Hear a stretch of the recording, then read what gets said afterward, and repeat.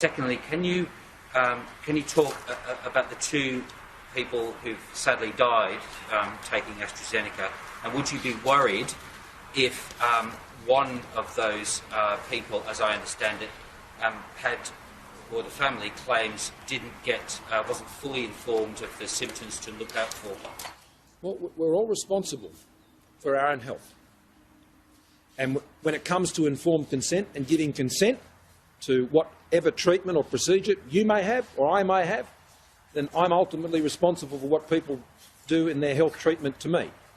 And there has been the opportunity for people to visit their GP, to have that consultation. The government has provided that and funded that. And the informed consent process provides the decision to the individual. That's the sort of country we live in. People make their own decisions about their own health and their own bodies. That's why we don't have mandatory vaccination in relation to the general population here, because people make their own decisions. And we encourage people to make those decisions. We make as much information available to them as possible. The vaccines, like any vaccine, with any vaccine there are risks associated, and I won't go into each of the individual ones because I don't want to particularly draw attention to anyone. But we all understand that with any vaccine there are risk factors, and they're enumerated and they're made available to people, and people make decisions about that. Well, I'll let the Chief Medical Officer and others speak to those because they have the details. I've been informed of those cases, and there have been other cases, and they're terribly tragic cases, like all of these are. And I feel for their families in those situations, and this is the terrible impact that pandemics have when you're responding to pandemics. But I do know that if vaccination rates, as we see, particularly for those who are older, are not where we want them to be, then people's lives are at risk. Ultimately, it's a decision of government, and we sort of really can't comment further than that.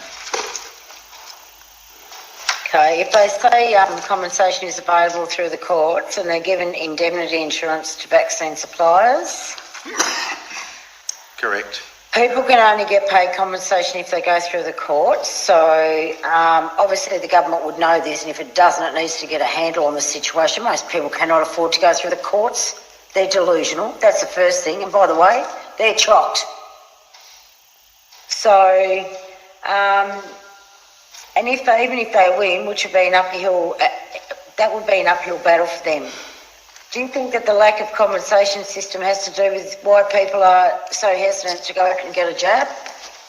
Because trust me, Mr Murphy, as a senator, I'm saying you're not compensated. I'm making that very clear to people out there. I'm not going to sit there and lie to them. So if something goes wrong, I'm telling them how hard it is, because that is my job as a senator. So how do you think the government's going to go by us telling the truth out there to the people that, you know what, if something goes wrong, you're stuffed? Because your government isn't going to look after you and you're not getting compensation.